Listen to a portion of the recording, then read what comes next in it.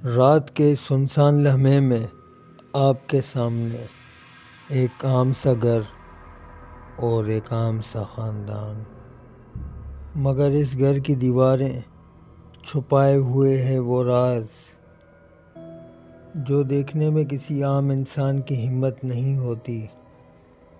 جو کہانی آپ سننے جا رہے ہیں وہ صرف خوف نہیں بلکہ حقیقت کا سایہ ہے، اور حقیقت کبھی پیچھا نہیں چھوڑتی۔ اعوذ باللہ من الشیطان الرجیم، بسم اللہ الرحمن الرحیم۔ السلام علیکم۔ اگر آپ اکیلے ہیں تو آیت الکرسی پڑھ لیجئے، کیونکہ جب بھی ہم ان مخلوقات کا ذکر کرتے ہیں یہ ہمارے ارد گرد آ کے بیٹھ کے ہمیں سننے لگتے ہیں۔ شہریار بھائی، امید کرتا ہوں آپ خیریت سے ہوں گے۔ شہریار بھائی، میرا نام عیسیٰ واڈا ہے۔ میرا تعلق کراچی پیالہ گوڈ ماما ہوٹل سے ہے۔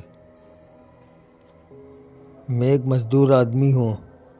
2010 میں میری بیوی کا انتقال ہو گیا۔ میرے 4 بچے ہیں۔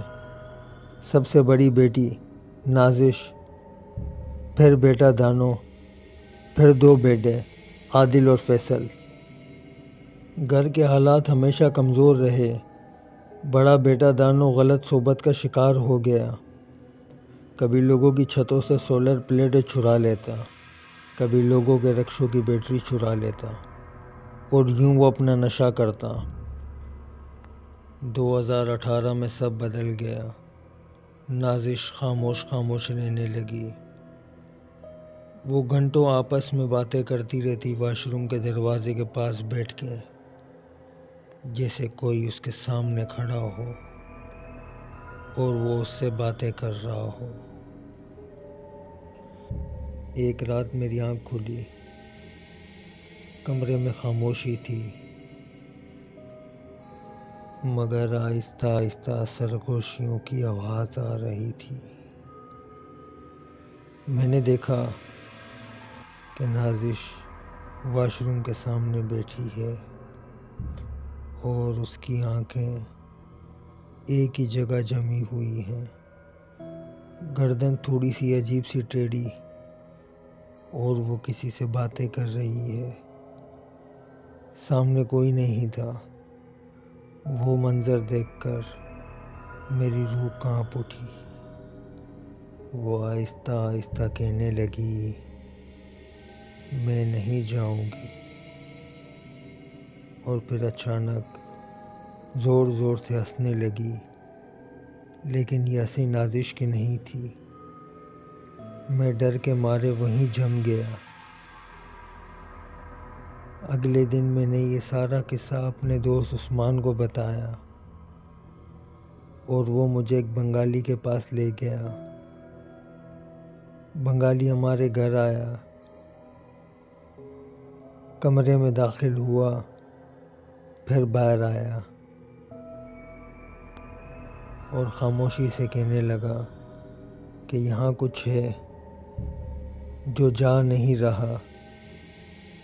اس رات پہلی مرتبہ ہمارے گھر کی دیواروں سے اس طرح آواز آئی جیسے کوئی چیز دھکیلی جا رہی ہو، اور چھت پر کوئی چیز گھسیٹی جا رہی ہو۔ میں نے دانو کو اٹھایا۔ دانو فوراً اوپر گیا، مگر اوپر کوئی موجود نہیں تھا۔ کچھ ہفتوں بعد محلے میں خبر پھیلی کہ نازش حاملہ ہے۔ میں ٹوٹ گیا۔ وہ بن ماں کی بچی کبھی گھر سے اکیلی نہیں نکلی، اور دن بہ دن اس کی حالت خراب ہوتی رہی۔ رات کو جاگتی رہتی، کبھی مسکراتی، کبھی زور سے رو پڑتی، کبھی چیخ پڑتی۔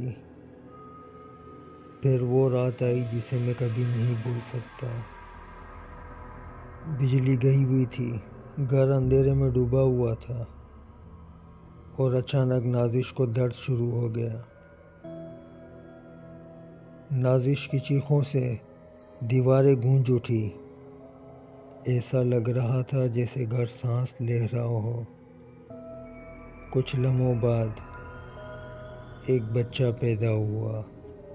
اس بچے کی آنکھیں غیر معمولی تھی، نہ انسان نہ جانور، کچھ عجیب مخلوق جیسا تھا۔ ایک دم ٹھنڈا برف۔ کچھ لمحوں بعد وہ بچہ مر گیا اور رات کے اندھیرے میں دانوں سے دفنا آیا۔ کچھ دن بعد نازش بھی چل بسی۔ اس کے بعد گھر میں عجیب و غریب حرکت ہونے لگی۔ دیواروں کے کونوں میں سائے جو کبھی کبھی حرکت کرتے ہوئے نظر آتے۔ رات کے آخری پہر واش روم کے دروازے کے پاس سرگوشیاں سنائی دیتی۔ جب ہم پاس جاتے خاموشی ہو جاتی۔ وقت کے ساتھ وہ سائے، وہ آوازیں بند ہو گئیں، مگر وہ سوال آج بھی باقی ہیں کہ میری بیٹی کے ساتھ اصل ہوا کیا۔ امید کرتا ہوں آج کی کہانی آپ لوگ کو پسند آئی ہوگی۔ اگر آپ لوگ کے پاس بھی اس طرح سچی کہانی ہے تو کمنٹ سیکشن میں ضرور بتانا۔ جزاک اللہ خیر۔